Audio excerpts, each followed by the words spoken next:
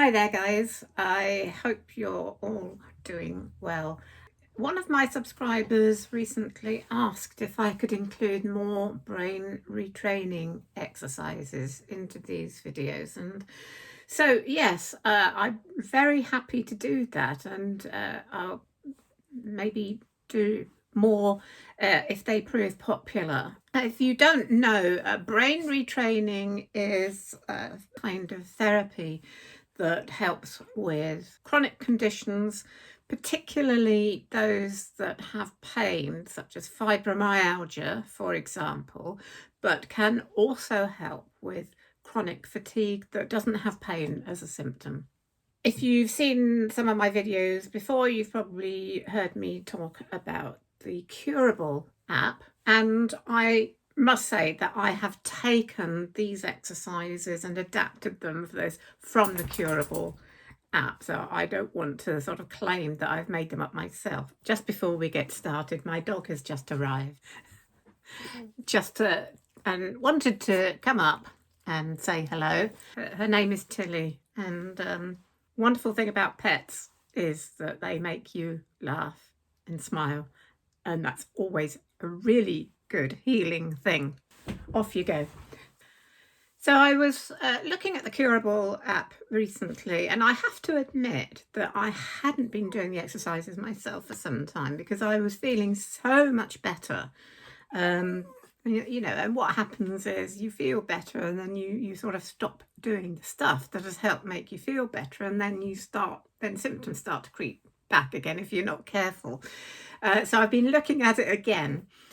I came across this exercise, which is actually a bit of fun, but before I explain it to you, I just want to explain again the science behind the brain retraining and what's behind this particular exercise.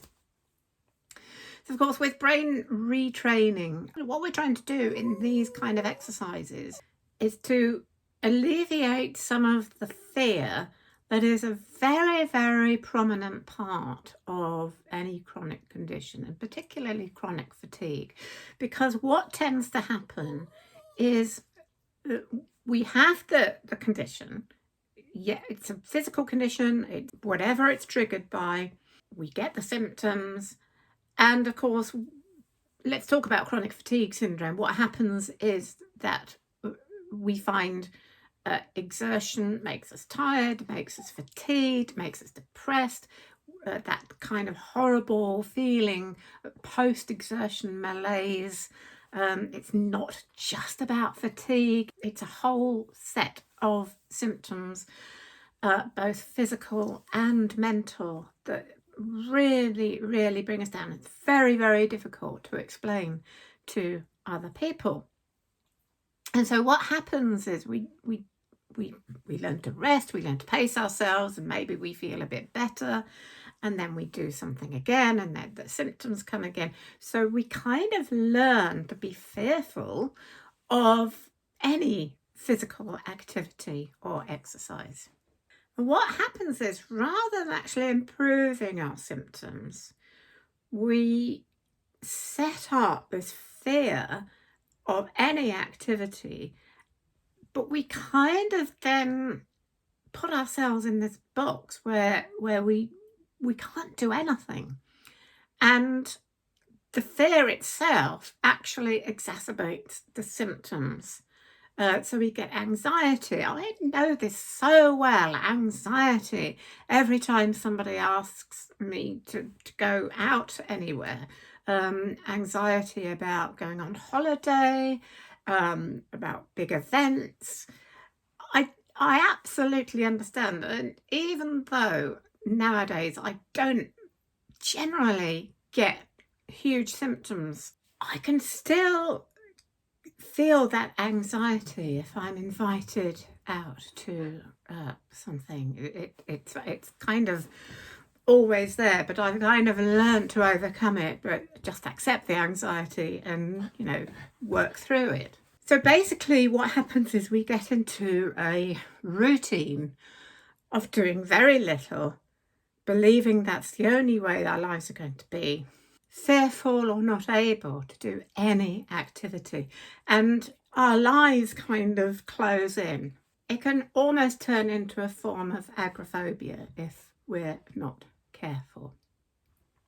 So brain retraining is about teaching the brain in a way to be less fearful, so that we can begin to do more activity and prove to ourselves that activity is not necessarily going to make us feel worse. And one of the ways of doing that, and I've explained this in the past, is graded exercise that is taught properly. And graded exercise has been so badly criticised, I think mainly because it hasn't been done properly, because people are pushed into doing activities too fast, and they're not really paying attention to how the patient is really feeling. Graded activity, I've always said, needs to be done very, very slowly, and every time you get symptoms from an activity, you go back to a baseline where you do feel safe, and that's actually a form of brain retraining. So you're sort of gradually introducing activity that up to a point where you still feel fine, and then if you go beyond that point, you retreat back until you can then gradually build up to a point where eventually where you can do a lot without feeling the symptoms. But as I said, it has to be done properly, and I think it's a real shame that it has been so criticised because of bad techniques of doing it. But what I want to talk about today is kind of another form of graded exercise. It's a little bit more fun.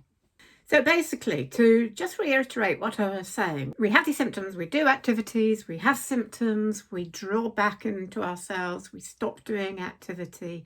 We kind of separate what's safe for us and what's dangerous. And the trouble is the list of dangerous things tends to get longer until we're hardly doing anything. So basically, brain retraining helps you to switch back into activities that feel safe, and so gradually alleviating that fear so that we can do more and more.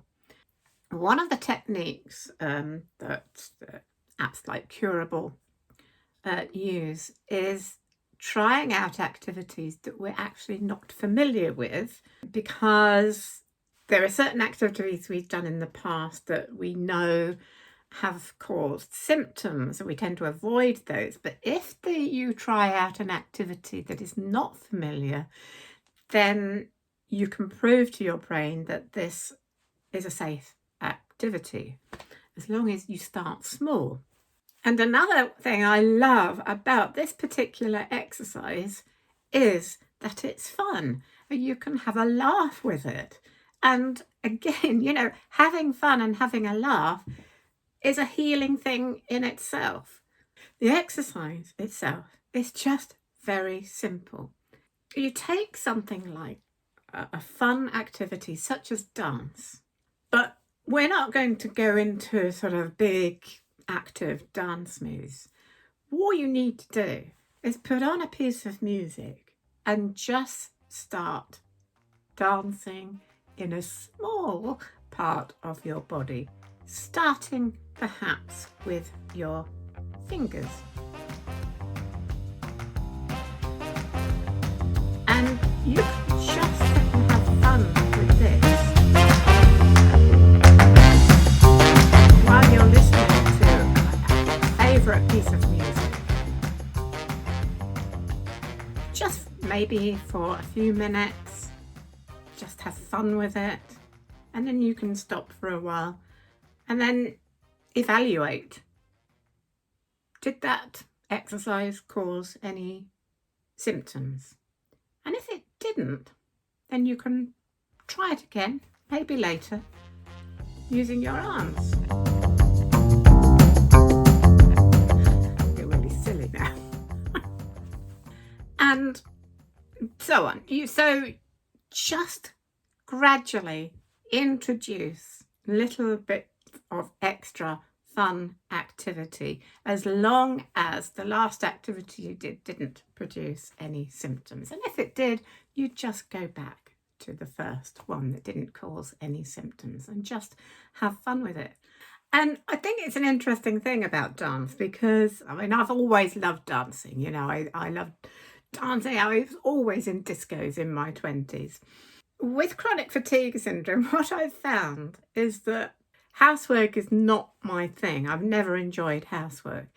And if I vacuum just one floor, I can feel, in the past, certainly, I've developed chronic fatigue symptoms from that. But the same time spent dancing doesn't produce the same symptoms. So it just says something that activities that are more enjoyable are less likely to produce symptoms. So if dance isn't your thing, you might find something else that you find enjoyable, maybe conducting to the music, or maybe, something else that is something enjoyable for you. Maybe you've always loved gardening and it's difficult for you to do now. I don't know.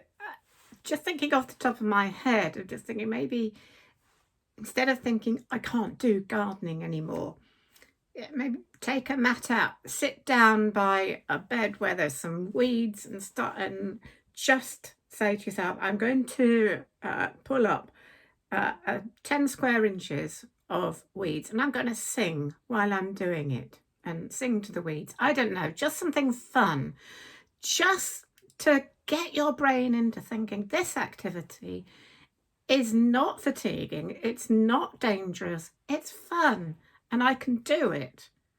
But, don't go any further than that to start with. Just see how it goes. So get imaginative with this. Just think of things that are fun. Think of how you can start doing maybe different activities or fun activities, and start really, really slowly and have fun doing it, and then build from there. So we're connecting movement with fun instead of connecting movement with fear and fatigue. So I hope you've enjoyed this video. I hope it's been helpful. Do let me know, and I will come back with more brain retraining exercises, and have fun with that, and I'll see you again soon.